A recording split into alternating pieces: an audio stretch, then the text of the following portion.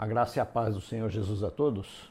Continuando a nossa leitura bíblica diária, hoje nós vamos ver 3 capítulos, Gênesis 26, a outra parte está no Salmo 19 e Lucas 14, no versículo de 25 a 35. E antes vamos fazer uma oração rápida para iniciarmos a nossa leitura. Grande Deus, maravilhoso Senhor, te agradecemos mais uma vez por esse privilégio desse dia que Tu nos concedeste, ó Pai, e por todas as bênçãos derramadas em nossa vida até o dia de hoje. Quero te pedir nesse momento, ó Pai, que Tu estejas abençoando as pessoas que irão assistir este vídeo, ó Pai, que estarão acompanhando a Tua palavra. Transforma os corações, toca cada vida, Senhor. E também neste momento, ó Pai, quero te pedir pelas pessoas que estão enfermas, que Tu estejas com o Teu Espírito Santo curando, dando libertação, ó Pai.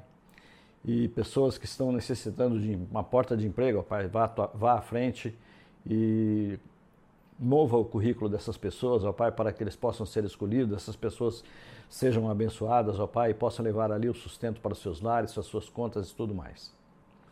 É isso que nós te pedimos, te agradecemos por hoje, no nome santo e precioso de Jesus. Amém.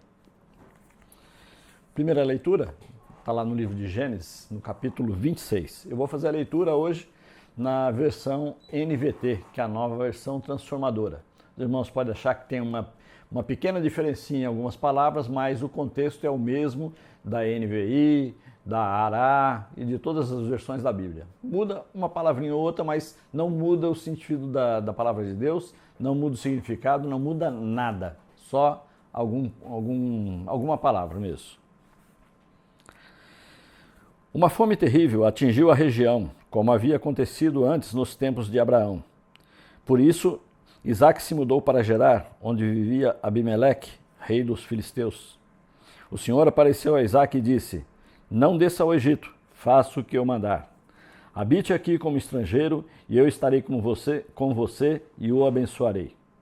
Com isso, confirmo que darei todas as terras a você e a seus descendentes, conforme prometi solenemente a Abraão, seu pai. Farei que seus descendentes sejam tão numerosos quanto as estrelas do céu e darei a eles todas essas terras. Por meio da sua descendência, todas as nações da terra serão abençoadas. Farei isso porque Abraão me deu ouvidos e obedeceu ao que lhe ordenei, meus mandamentos, decretos e instruções. Portanto, Isaque ficou em Gerar.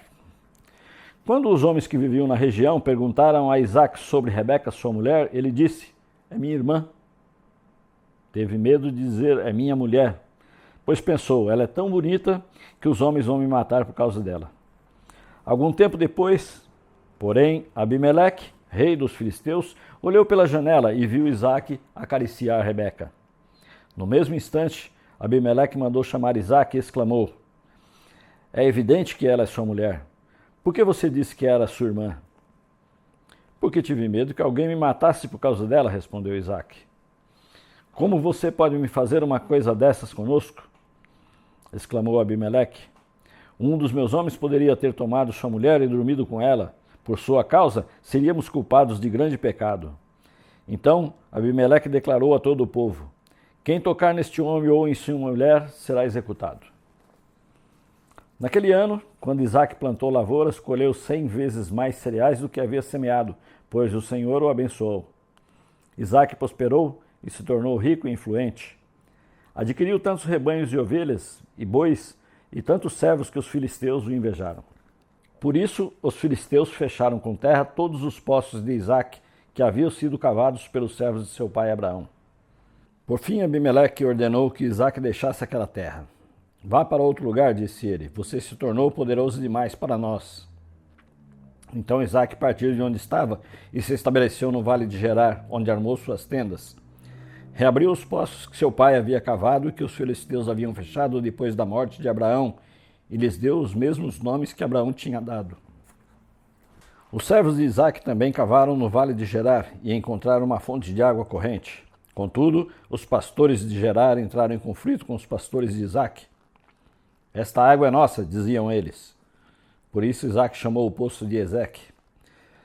Em seguida, os homens de Isaque cavaram outro poço, mas novamente houve conflito por causa dele. Por isso, Isaque chamou de Sitna. Isaque abandonou este poço, mandou cavar outro mais adiante.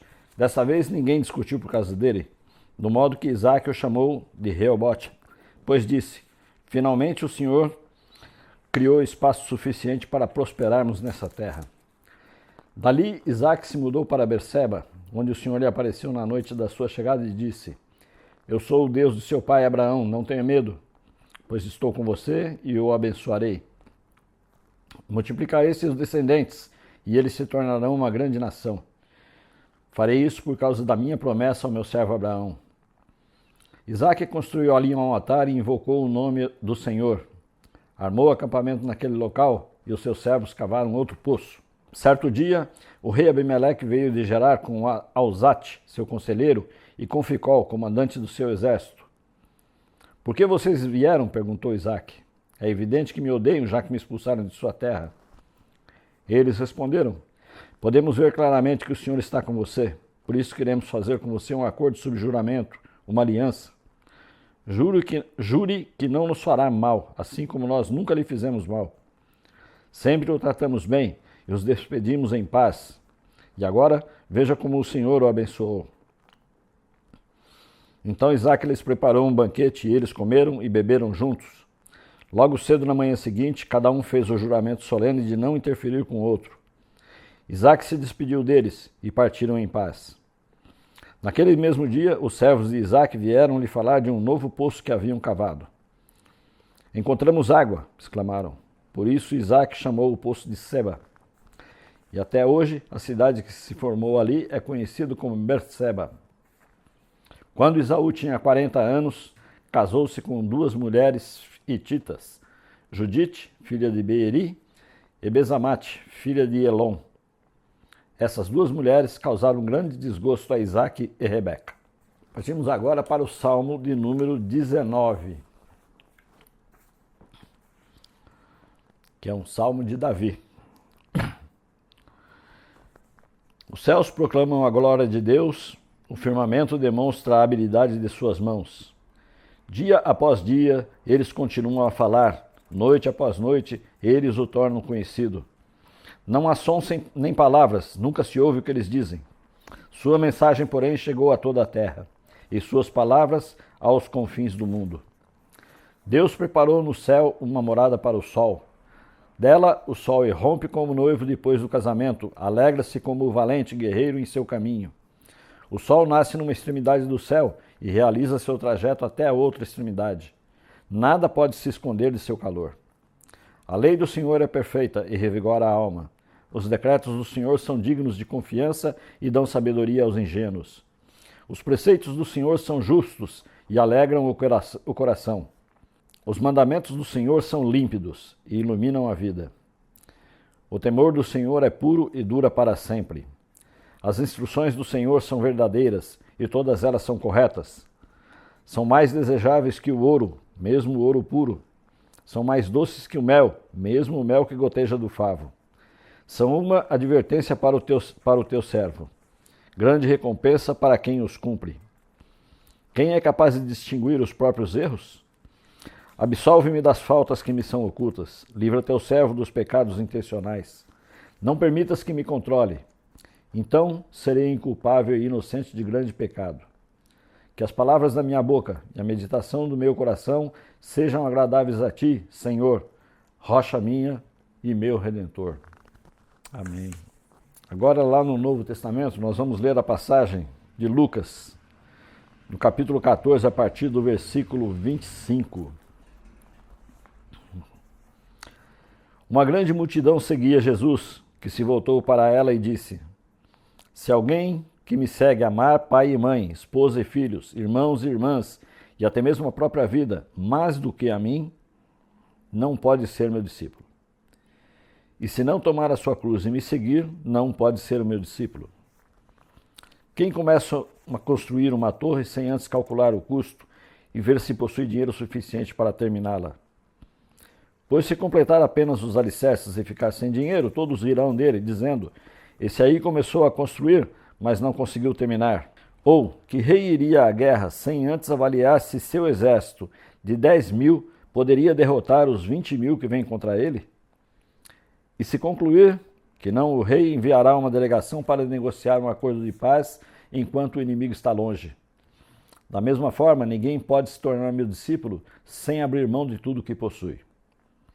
O sal é bom para temperar, mas se perder o sabor, como torná-lo salgado outra vez? O sal sem sabor não serve nem para o solo, nem para o adubo, é jogado fora. Quem é capaz de ouvir, ouça com atenção. Amém. Que Deus nos abençoe e nos livre e guarde de todo mal, em nome de Jesus. Amém.